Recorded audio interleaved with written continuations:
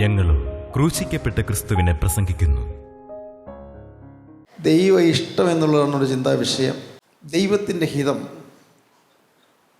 വായിക്കാം. യോഹന്നാന് ശേഷം 4-ാം അധ്യായത്തിന് 34-ാം വാക്യം വായിക്കാം. യേശു അവരോട് പറഞ്ഞത്, എന്നെ അയച്ചവൻ്റെ ഇഷ്ടം ചെയ്ത് അവൻ്റെ പ്രവൃത്തി തികയ്ക്കുന്നത് തന്നെ എൻ്റെ ആഹാരം. എൻ്റെ ആഹാരം എന്നെ അയച്ചവൻ്റെ ഇഷ്ടം ചെയ്ത് അവൻ്റെ പ്രവൃത്തി തികയ്ക്കുന്നതാണ്. യോഹന്നാന് ശേഷം 6-ാം അധ്യായം 38-ാം വാക്യം, എൻ്റെ ആഹാരം, എൻ്റെ ഭക്ഷണം എന്നെ അയച്ച സ്വർഗീയ പിതാവിൻ്റെ ഇഷ്ടം ചെയ്ത് അവൻ്റെ പ്രവൃത്തി തികയ്ക്കുന്നത് തന്നെയാണ്. സ്തോത്രം. 6:38. ഞാൻ എൻ്റെ ഇഷ്ടമല്ല, എന്നെ അയച്ചവൻ്റെ ഇഷ്ടമത്രേ ചെയ്യുവാൻ സ്വർഗത്തിൽ നിന്ന് ഇറങ്ങി വന്നിരിക്കുന്നത്. എൻ്റെ ഇഷ്ടമല്ല, എന്നെ അയച്ചവൻ്റെ ഇഷ്ടം ചെയ്യുവാൻ ഞാൻ സ്വർഗത്തിൽ നിന്ന് ഇറങ്ങി വന്നിരിക്കുന്നു. വളരെ വളരെ ക്ലിയറാണ് കർത്താവിൻ്റെ ഉദ്ദേശം. വന്നതിന് ഒന്നേ ഉള്ളൂ, പിതാവിൻ്റെ ഇഷ്ടം നിറവേറ്റുക, പിതാവിൻ്റെ ഹിതം നിറവേറ്റുക. സ്തോത്രം. ദൈവങ്ങളിൽ നമ്മുടെ ജീവിതത്തിൽ അങ്ങനെ ഒരു കാഴ്ചപ്പാട് വരണം. ദൈവ ഇഷ്ടം നടക്കണം. എൻ്റെ ഇഷ്ടമല്ല. ഞാൻ പഠിച്ചുകൊണ്ടിരിക്കുന്ന ആ വിഷയം അതുതന്നെയാണോ പഠിക്കേണ്ടത്? ഇത് കണ്ടിന്യൂ ചെയ്യുമ്പോൾ എന്താണ് വേണ്ടത്? ദൈവത്തിൻ്റെ ഇഷ്ടം. ദൈവത്തിന് സ്തോത്രം. എനിക്ക് ഒരു ജോലി ഉണ്ട്. ആ ജോലി എങ്ങനെയെല്ലാം കൊണ്ടുപോകാൻ എനിക്ക് സാധിക്കുമോ? ദൈവത്തിൻ്റെ ഇഷ്ടം നിറവേറുന്ന ജോലിയിൽ കൂടി, ഞാൻ ചെയ്യുന്ന ജോലിയിൽ കൂടി ദൈവത്തിൻ്റെ ഇഷ്ടം നിറവേറണം. ദൈവത്തിൻ്റെ കണ്ണത് കണ്ടുകൊണ്ടിരിക്കുന്നു. എൻ്റെ ജോലി ദൈവം കണ്ടുകൊണ്ടിരിക്കുന്നു. എൻ്റെ ഓഫീസ് ദൈവം കണ്ടുകൊണ്ടിരിക്കുന്നു. എൻ്റെ പ്രവർത്തന രംഗം ദൈവം കണ്ടുകൊണ്ടിരിക്കുന്നു. ദൈവത്തിൻ്റെ ദൃഷ്ടിയിൽ നിന്ന് മറഞ്ഞിരിക്കാൻ സാധിക്കില്ല. എപ്പോഴും കർത്താവിനെ കണ്ടുകൊണ്ടിരിക്കും. ദൈവത്തിൻ്റെ ഇഷ്ടം എൻ്റെ ജോലിയിൽ കൂടി നിറവേറണം. ജോലി ചെയ്യുന്നു, ഉപജീവനത്തിന് വേണ്ടി ജോലി ചെയ്യുന്നു, വേണമല്ലോ. നമുക്ക് ഉപജീവനം നടക്കണമല്ലോ, നമുക്ക് ഭക്ഷണം കഴിക്കണമല്ലോ, നമുക്ക് വസ്ത്രം വേണമല്ലോ. പക്ഷേ എല്ലാറ്റിലും എൻ്റെ ജോലിസ്ഥലത്ത് എനിക്കുള്ള ശമ്പളം കിട്ടുന്നു എന്നുള്ളതിന് തീർച്ചയായിട്ടും ആവശ്യമുണ്ട് എനിക്ക്. കാരണം എനിക്ക് ഉപജീവനം ആവശ്യമാണ്. പക്ഷേ എനിക്ക് എൻ്റെ ജോലി സ്ഥലത്ത് കർത്താവിൻ്റെ ഇഷ്ടം നിറവേറണം. ഞാൻ പ്രവർത്തിക്കുന്ന രംഗത്ത് കർത്താവിൻ്റെ ഇഷ്ടം നിറവേറണം. നിങ്ങൾ ചിന്തിച്ചിട്ടുണ്ടോ അങ്ങനെ? ദൈവത്തിന് സ്തോത്രം. നിങ്ങൾ പലരും പല ജോലികൾ ചെയ്യുന്നവരാണല്ലോ. ഏതെങ്കിലുമൊക്കെ ജോലിയാണല്ലോ നിങ്ങൾക്കുള്ളത്. ആ ജോലി സ്ഥലത്ത് കർത്താവിൻ്റെ ഇഷ്ടം നിറവേറുന്നുണ്ടോ? യേശുക്രിസ്തു എന്നെ കാണുന്നു, യേശുക്രിസ്തു എന്നെ സ്നേഹിക്കുന്നു, യേശുക്രിസ്തു എനിക്ക് വേണ്ടി കരുതുന്നു. എന്നെ സ്നേഹിക്കുന്ന ക്രിസ്തുവിൻ്റെ ഇഷ്ടം ഈ ജോലി സ്ഥലത്ത് നിറവേറണം. നാം ചിന്തിക്കാറുണ്ടോ? ദൈവത്തിന് സ്തോത്രം. വീട് വായിക്കാം. മർക്കോസ് 3:33, മത്തായി 12:50. ദൈവത്തിൻ്റെ ഇഷ്ടം, ദൈവഹിതം നിറവേറുക എന്നുള്ള ദൈവത്തിൻ്റെ ഇഷ്ടം. സ്തോത്രം.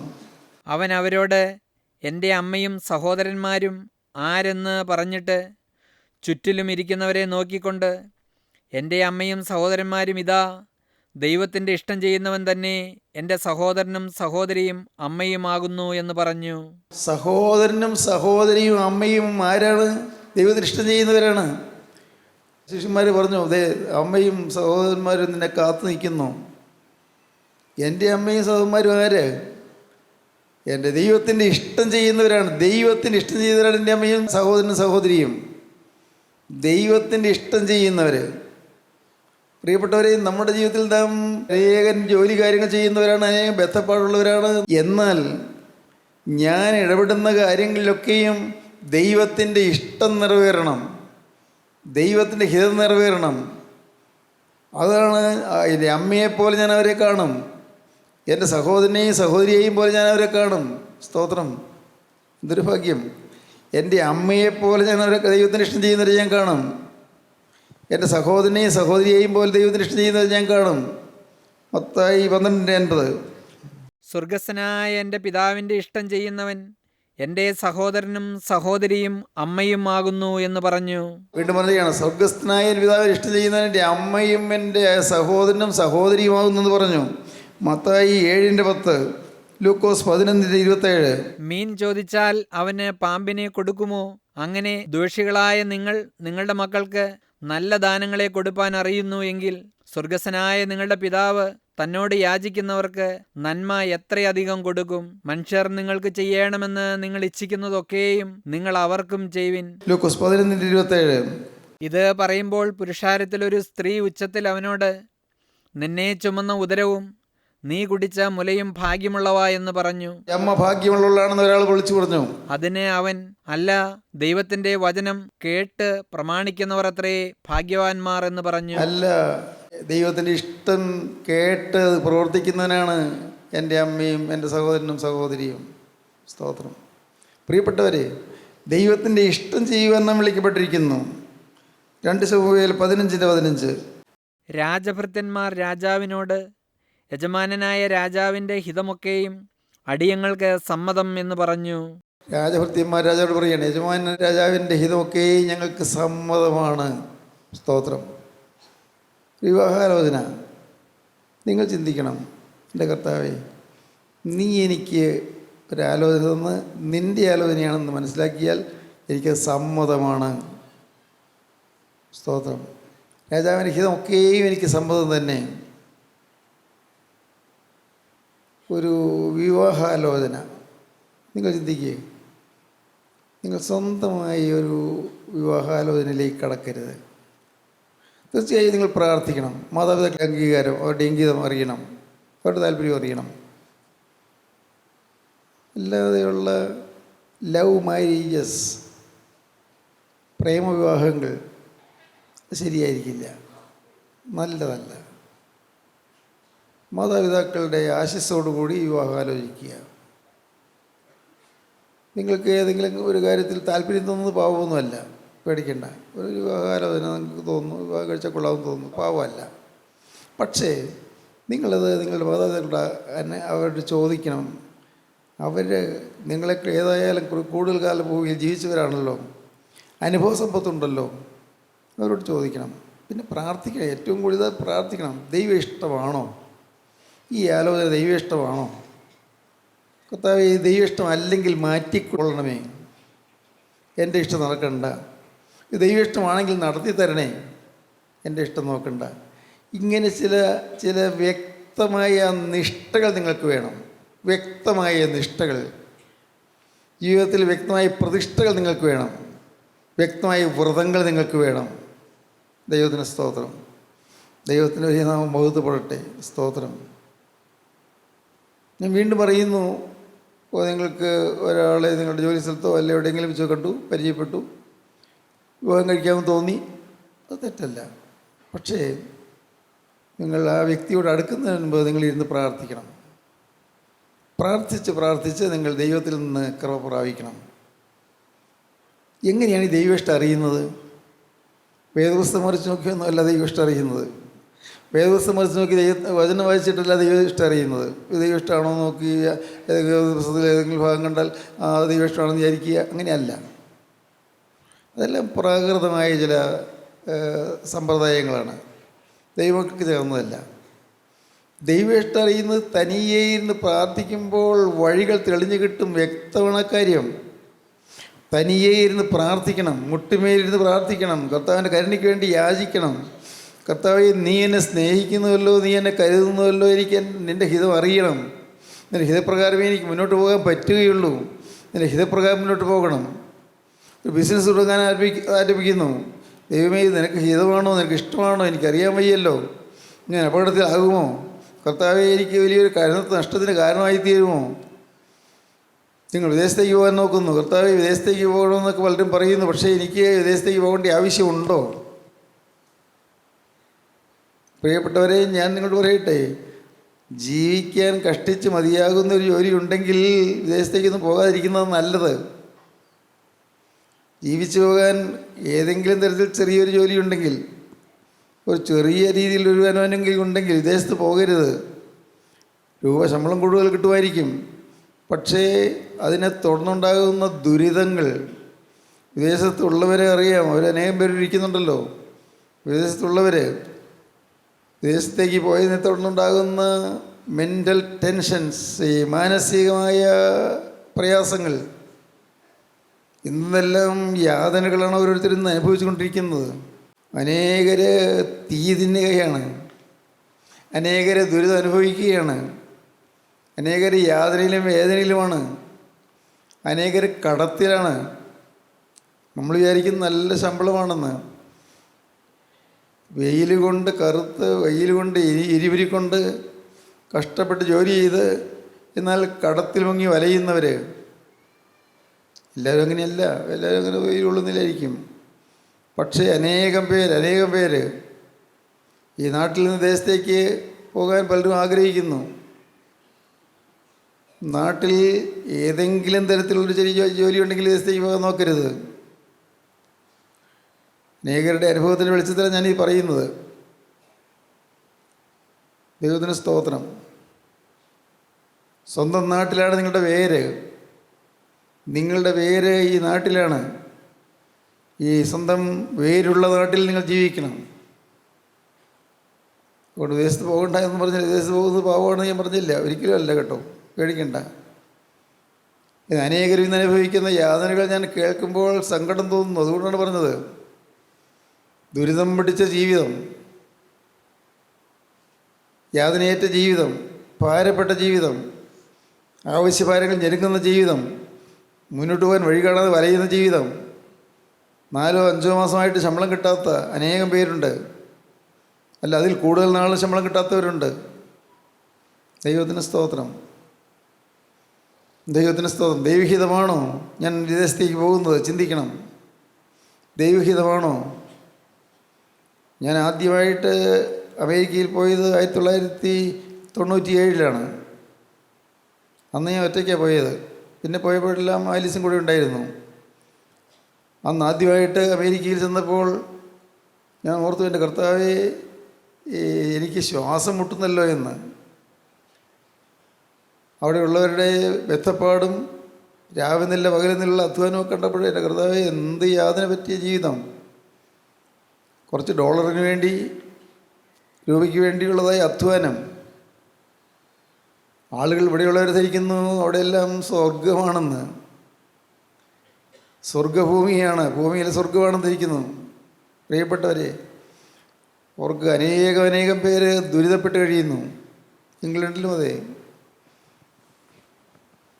ന്യൂസിലൻഡിലെ കാര്യം എനിക്ക് അത്രയ്ക്ക് അറിഞ്ഞുകൂടാ. ഒരിക്കൽ മാത്രമേ അവിടെ പോയിട്ടുള്ളൂ. എനിക്ക് അത്രയ്ക്ക് അവിടുത്തെ കാര്യങ്ങൾ അറിഞ്ഞു. ഓസ്ട്രേലിയ, ന്യൂസിലൻഡിലുള്ള കാര്യങ്ങൾ അത്രയ്ക്ക് എനിക്ക് അറിഞ്ഞുകൂടാ. ദൈവത്തിന് സ്തോത്രം. എല്ലാവരും ഒന്നല്ലെങ്കിൽ ഒന്ന് യാതനയിലും ദുഃഖത്തിലുമാണ്. പല പ്രയാസങ്ങൾ. നാട്ടിലുള്ളവർക്ക് ദുഃഖമില്ലെന്നല്ല കേട്ടോ, നാട്ടിലുള്ളവർക്കും കടങ്ങളും ദുരിതങ്ങളും എല്ലാം ഉണ്ടല്ലോ. ദൈവത്തിന് സ്തോത്രം. എല്ലാറ്റിലും നിങ്ങൾ ഓർക്കണം, ദൈവത്തിൻ്റെ ഇഷ്ടമാണോ എൻ്റെ ജീവിതം? എൻ്റെ ഓരോ ചുവടുവെപ്പും ദൈവ ഇഷ്ടപ്രകാരമാണോ? ദൈവത്തിന് സ്തോത്രം. 12ാം ക്ലാസ് കഴിഞ്ഞു, ഇനി എങ്ങനെ ഏത് വഴിക്കാണ് പോകേണ്ടത്? അല്ലെങ്കിൽ 10ാം ക്ലാസ് കഴിഞ്ഞു, ഇനി എന്താ പഠിക്കേണ്ടത്? ഞാൻ പോകേണ്ടതായ പഠനത്തിനുള്ള കോഴ്സ് എന്താണ്? ഇനി ഞാൻ എടുക്കേണ്ടതായ സ്കീം എന്താണ്? ചെറുപ്പക്കാർ ചിന്തിക്കണം, അത് ആലോചിക്കണം, പ്രാർത്ഥിക്കണം. ദൈവത്തിന് സ്തോത്രം. പ്രിയപ്പെട്ടവരെ, നിങ്ങൾ ദൈവത്തിൻ്റെ ഇഷ്ടം നടക്കണമെന്ന് നിങ്ങൾ ആഗ്രഹിക്കണം. ദൈവത്തിൻ്റെ ഇഷ്ടം എങ്ങനെ പോകണം, എങ്ങനെ മുന്നോട്ട് പോകണം? സ്തോത്രം. വീട് വയ്ക്കാൻ നിങ്ങൾ ആരെക്കൊണ്ട് സ്ഥാനം കാണിക്കുകയൊന്നും ചെയ്യണ്ട, സ്ഥാനം കാണണ്ട. കിണർ കുഴിക്കാൻ സ്ഥാനം കാണണ്ട. അതിന് ജ്യോത്സ്യനെ വരുത്തി അല്ലെങ്കിൽ മന്ത്രവാദികളെ വരുത്തിയൊന്നും ചെയ്യണ്ട, ഒന്നും ചെയ്യണ്ട. പ്രാർത്ഥിക്കണം. നിങ്ങൾക്കുള്ള ബുദ്ധി ഉപയോഗിച്ച് വെളിച്ചം കിട്ടാവുന്ന സ്ഥലം, വെള്ളം കിട്ടാവുന്ന സ്ഥലം, അതെല്ലാം നിങ്ങൾക്ക് ഉള്ള ബുദ്ധി ഉപയോഗിച്ച് നിങ്ങൾ അത് കണ്ടുപിടിക്കണം. അവിടെയും പ്രാർത്ഥനയാണ് ആവശ്യം. പ്രാർത്ഥന, മുട്ടിപ്പായി പ്രാർത്ഥിക്കണം. ദൈവത്തിന് സ്തോത്രം. ദൈവ ഇഷ്ടം, ദൈവത്തിൻ്റെ ഇഷ്ടം. സ്തോത്രം. തെസ്സലോനിക്കർക്ക് എഴുതിയ 1-ാമത്തെ ലേഖനം 4-ാം അധ്യായം 3-ാം വാക്യം മുതൽ വായിക്കാം. തെസ്സലോനിക്കർ എഴുതിയ 1-ാമത്തെ ലേഖനം 4-ാം അധ്യായം 3-ാം വാക്യം മുതൽ. ദൈവത്തിൻ്റെ ഇഷ്ടമോ നിങ്ങളുടെ ശുദ്ധീകരണം തന്നെ. ദൈവത്തിൻ്റെ ഇഷ്ടം. ഇതെന്തെല്ലാം നടത്തിയാലും, ഏതെല്ലാം വഴിക്ക് പോയാലും നിങ്ങളുടെ ശുദ്ധീകരണം, നിങ്ങൾ ശുദ്ധീകരണം പ്രാപിക്കണം. നിങ്ങളുടെ ഉള്ളം കഴുകപ്പെടണം, അകം കഴുകപ്പെടണം, ഉള്ളം കഴുകപ്പെടണം. ദൈവത്തിന് സ്തോത്രം. അകത്ത് ഒരുപിടി മാലിന്യങ്ങളുണ്ട്. അകത്ത് ഇല്ലേ? നിങ്ങൾ ചിന്തിച്ചിട്ടുണ്ടോ? എന്തെല്ലാം മാലിന്യങ്ങൾ, അകത്തുള്ള ചിന്തകൾ. പിശാച് എന്തെല്ലാം ചിന്തകളെ കൊണ്ട് തരുന്നത്. ചിന്തകൾ വരുമ്പോൾ നിങ്ങൾ ഓർക്കും, അയ്യോ, ഇത് ഞാൻ ആഗ്രഹിക്കുന്നതല്ലല്ലോ, എന്താ എനിക്ക് ചിന്ത തന്നത്? അപ്പോഴാണ് നിങ്ങൾ പറയേണ്ടതാണ്, വചനം കൊണ്ട് പിശാചിനെ വെട്ടണം. പകൽ പറക്കുന്ന അസ്ത്രത്തെയും ഉച്ചയ്ക്ക് തൂകുന്ന കാറ്റിനെയും രാത്രി സഞ്ചരിക്കുന്ന വചനത്തെയും പേടിക്കേണ്ട. സ്തോത്രം. ഉടനെ വചനമെടുക്കണം, വചനം നാവിലെടുക്കണം. ആരും അറിയണ്ട. അരുതാത്തൊരു ചിന്ത വരുന്നു, അപ്പോൾ പറയണം, ദൈവത്തിന് സ്തോത്രം, പകൽ പറക്കുന്ന അസ്ത്രത്തെയും ഉച്ചയ്ക്ക് തൂകുന്ന കാറ്റിനെയും രാത്രി സഞ്ചരിക്കുന്ന വചനത്തെയും നീ പേടിക്കേണ്ട. ദൈവം നിന്നെ വേട്ടക്കാരൻ്റെ കണിയിൽ നിന്ന്, നാശകരമായ മഹാമാരിയിൽ നിന്ന് വിടുവിക്കും. സ്തോത്രം. ദൈവത്തിന് സ്തോത്രം. നിങ്ങൾ സമർപ്പണം എടുത്തു കഴിഞ്ഞാൽ, നിങ്ങൾക്ക് ധൈര്യമായിട്ട് ദൈവസന്നിധിച്ചല്ല സമർപ്പണം എടുത്തു കഴിഞ്ഞാൽ, എൻ്റെ ആയുസ് യേശു ക്രിസ്തു കൊടുത്തു എന്നുള്ള സമർപ്പണം എടുത്തു കഴിഞ്ഞാൽ നിങ്ങൾക്ക് ചെല്ലാം, കർത്താവേ, ഞാൻ വേറൊന്നും നിന്നോട് ചോദിച്ചില്ലല്ലോ, എനിക്കൊരു വിശുദ്ധനായി ജീവിക്കണമെന്നല്ലേ ഞാൻ ചോദിച്ചുള്ളൂ. പിശാചിനിടയിൽ നീ എന്നെ വിടുവിക്കണമേ, പ്രാർത്ഥിക്കാം. ഞാൻ വേറെ ഒന്നും നിന്നോട് ചോദിച്ചില്ലല്ലോ. ഏതെല്ലാം പ്രതിസന്ധി വന്നാലും, ആരെല്ലാം എതിർത്താലും, ആരെല്ലാം തെറ്റിദ്ധരിച്ചാലും ഞാൻ നിന്നോട് വേറൊന്നും ചോദിച്ചില്ലല്ലോ. ഒറ്റയ്ക്കൊരു കാര്യമല്ലേ ഞാൻ ചോദിച്ചുള്ളൂ. നിന്നൊരു വിശുദ്ധനായി തീരണമെന്നല്ലേ ഞാൻ പറഞ്ഞുള്ളൂ, വേറൊന്നും പറഞ്ഞില്ലല്ലോ. അത് നീ കേട്ടതല്ലേ, ഞാൻ പറഞ്ഞതൊക്കെ നീ അറിഞ്ഞതല്ലേ.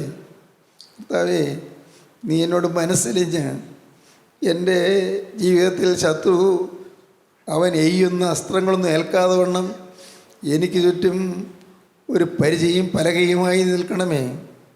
കർത്താവേ, ദുഷ്ടൻ്റെ തീയമ്പുകളിനെ ഏൽക്കാതെ വണ്ണം എനിക്ക് ചുറ്റും കർത്താവേ നീ ഒരു കോട്ട കെട്ടണമേ. രക്തത്തിൻ്റെ വലയത്തിനുള്ളിൽ നീ എന്നെ നിർത്തണമേ. നിങ്ങൾ പ്രാർത്ഥിക്കണം. അങ്ങനെ പ്രാർത്ഥിച്ച് നിങ്ങൾ തന്നെ സമർപ്പിക്കണം. അനേകം പ്രശ്നങ്ങൾ വരുമ്പോൾ നിങ്ങൾ പ്രാർത്ഥിക്കണം. കർത്താവേ, എനിക്ക് വേറൊന്നും ഞാൻ നിൻ്റെ ചോദിച്ചില്ല, നിൻ്റെ ഇഷ്ടം നിറവേറണമെന്നല്ലേ ഞാൻ പറഞ്ഞുള്ളൂ. സ്തോത്രം. ആരെല്ലാം തെറ്റിദ്ധരിച്ചാലും, ആരെല്ലാം വെറുത്താലും, ആരെല്ലാം എന്നെ ചെറുത്താലും, ആരെല്ലാം ശത്രുതാമനോഭാവം പുലർത്തിയാലും ഞാൻ നിന്നോട് ഒറ്റയ്ക്കൊരു കാര്യമല്ലേ പറഞ്ഞുള്ളൂ. സ്തോത്രം. ധൈര്യമായി ചോദിക്കണം, ധൈര്യമായി ദൈവത്തോട് ചോദിക്കണം, ധൈര്യമായി കൃപാസനത്തിൻ്റെ അടുത്തിലേക്ക് ചെന്ന് ചോദിക്കണം. തത്സമയത്ത് സഹായത്തിന് പ്രാപിപ്പാനായി ധൈര്യമായി കൃപാസനത്തിനടുത്തേക്ക് ചെല്ലുക, ധൈര്യത്തോടെ കൃപാസനത്തിനടുത്തേക്ക് ചെല്ലുക. അതുകൊണ്ട് കരുണ ലഭിപ്പാനും തത്സമയത്ത് സഹായത്തിനുള്ള കൃപ പ്രാപിപ്പാനുമായി നാം ധൈര്യത്തോടെ കൃപാസനത്തിൻ്റെ അടുത്ത് ചെല്ലുക. പറഞ്ഞോളണം, കർത്താവേ, എൻ്റെ ആയുസ് നിനക്ക് തന്നതല്ലേ, ഈ ദേഹവും ദേഹിയും ആത്മാവും നിന്നെ ഞാൻ ഏൽപ്പിച്ചതല്ലേ, എൻ്റെ ജീവിതത്തിൻ്റെ എല്ലാ ചുവടുവെപ്പുകളും നിന്നെ ഞാൻ പരമേൽപ്പിച്ചതല്ലേ, എനിക്ക് വേറെ ഉദ്ദേശമില്ലല്ലോ. എന്നെ നീ ഒന്ന് തൊടണം. ഹല്ലേലൂയ. നിൻ്റെ കരം എൻ്റെ മേലൊന്ന് വെക്കണം, എന്നെ നീ ഒന്ന് അനുഗ്രഹിക്കണം. കർത്താവേ, എനിക്ക് ഇഹലോകത്തിലെ ജീവിതം സമാധാനപൂർണ്ണമായി നയിക്കണം. എൻ്റെ കർത്താവേ, ഒരിക്കൽ ഞാൻ കണ്ണടയുമ്പോൾ നിൻ്റെ രാജ്യത്തിലേക്ക്, നിൻ്റെ തിരുസന്നിധിയിലേക്ക് എനിക്ക് പറന്നെത്തണം. ഹല്ലേലൂയ. വേറൊന്നും വേണ്ട കർത്താവേ, വേറൊന്നും ഞാൻ നിന്നോട് ചോദിക്കുന്നില്ല. കർത്താവേ, ഒരിക്കൽ കാഹളനാദം മുഴങ്ങുമ്പോൾ അങ്ങോട്ട് പറന്നു വരണം. അല്ല, മരണമൊഴിയായിട്ട് ഈ ഭൂമിയിൽ മാറ്റപ്പെടുമ്പോൾ എൻ്റെ സന്നിധിയിലേക്ക് പറന്നെത്തണം. അവിടെ വരാൻ മാലാഖമാരെന്നെ കൂട്ടിക്കൊണ്ടു പോകണം. കർത്താവേ, ലാസറിനെ ദൂതന്മാർ കൂട്ടിക്കൊണ്ടു പോയതുപോലെ കർത്താവേ, പരിശുദ്ധമായ നിലയിലേക്ക് എന്നെ നിൻ്റെ മാലാഖമാർ കൂട്ടിക്കൊണ്ടു പോകണം. വേറെ എനിക്കൊന്നും വേണ്ട. ഹല്ലേലൂയ. വേറെ എനിക്കൊന്നും വേണ്ട എന്ന് നിങ്ങൾ ദൈവത്തോട് പറയണം. ഭാരങ്ങളെല്ലാം മാറും, ആകുലങ്ങളെല്ലാം മാറും, കാർമേഘങ്ങളെല്ലാം നീങ്ങും, എല്ലാ കാർമേഘങ്ങളും മാറിപ്പോകും. ജീവിതത്തിൽ കാർമേഘ പടലങ്ങൾ ഉയരത്തിൽ നിൽക്കുന്ന അനുഭവിക്കുന്നവരാരെല്ലാം ഉണ്ട്? നിങ്ങൾക്ക് മുകളിലേക്ക് നോക്കിയാൽ സൂര്യനെ കാണാൻ പറ്റാതെ കാർമേഘ പടലങ്ങൾ തിങ്ങി നിൽക്കുന്നതായിട്ട് കാണുന്നവരെല്ലാം ഉണ്ട്. നിരാശയുടെ കാർമേഘ പടലങ്ങൾ. ദൈവമേ, അനേകം നിരാശാകരമായ കാര്യങ്ങൾ, മനസ്സിനെ ആകുലപ്പെടുത്തുന്നതായ കാര്യങ്ങൾ കാർമേഘ പടലങ്ങളായി മുകളിൽ തിങ്ങി നിൽക്കുന്നുണ്ട്. നോക്കിയിട്ട് സൂര്യനെ കാണുന്നില്ല. ഇതിനു മുൻപ് സൂര്യനെ കണ്ടുകൊണ്ടിരുന്നു, ഇപ്പോൾ സൂര്യനെ കാണുന്നില്ല. സൂര്യനെ കാണാത്തതുകൊണ്ട് ഇരുളടഞ്ഞ് നിൽക്കുന്നു, കാർമേഘ പടലങ്ങൾ തങ്ങി നിൽക്കുന്നു. എൻ്റെ കർത്താവേ, എൻ്റെ ജീവിതത്തിൽ ചില നിരാശയുടെ കാർമേഘ പടലങ്ങൾ കർത്താവേ, കരിമേഘങ്ങൾ അങ്ങനെ നിറഞ്ഞു നിൽക്കുന്നു. സൂര്യൻ നോക്കിയിട്ട് കാണുന്നില്ലല്ലോ, സൂര്യൻ മറഞ്ഞിരിക്കുന്നല്ലോ. അങ്ങനെ വിഷമിക്കുന്നതിൻ്റെ ആരെല്ലാം ഉണ്ട്? നിങ്ങൾ മുകളിലേക്ക് നോക്കുക, അവിടെ നീതി സൂര്യൻ ഉദിച്ചു നിൽക്കുന്നുണ്ട്. ദൈവത്തിന് സ്തോത്രം. കാർമേഘ പടലങ്ങൾ മാറുന്നുണ്ട്, സ്വർഗീയ കാറ്റ് വീശുന്നുണ്ട്, പരിശുദ്ധാത്മാവിൻ്റെ കാറ്റ് വീശുന്നുണ്ട്. പരിശുദ്ധാത്മാവിൻ്റെ കാറ്റ് വീശുമ്പോൾ എല്ലാ കാർമേഘങ്ങളും മാറിപ്പോകുന്നുണ്ട്, എല്ലാ തടസ്സങ്ങളും നീങ്ങിപ്പോകുന്നുണ്ട്, എല്ലാ ഇരുളുകളും മാറുന്നുണ്ട്, കരിമേഘങ്ങളെല്ലാം നീങ്ങിപ്പോകുന്നുണ്ട്, കരിനീല മേഘങ്ങളെല്ലാം മാറി ഇതാ മാനം തെളിയുന്നുണ്ട്. ഹല്ലേലൂയ, ഹല്ലേലൂയ, ഹല്ലേലൂയ, ഹല്ലേലൂയ, ഹല്ലേലൂയ, ഹല്ലേലൂയ, ഹല്ലേലൂയ, ഹല്ലേലൂയ, ഹല്ലേലൂയ, ഹല്ലേലൂയ. എല്ലാവരെയും അനുഗ്രഹിക്കണമേ, കരുണയിൽ കാക്കണമേ, എതിരക്താൽ പൊതിയണമേ, എതിരുനാമം മഹത്വപ്പെടുത്തണമേ. യേശു ക്രിസ്തുവിൻ്റെ രാജകീയ നാമത്തിൽ പ്രാർത്ഥിക്കുന്ന കൃപയോടെ കേൾക്കണമേ. ആമീൻ. ഹല്ലേലൂയ, ഹല്ലേലൂയ, ഹല്ലേലൂയ. സ്തോത്രം. കരങ്ങളെ താഴ്ത്തിയിടുക.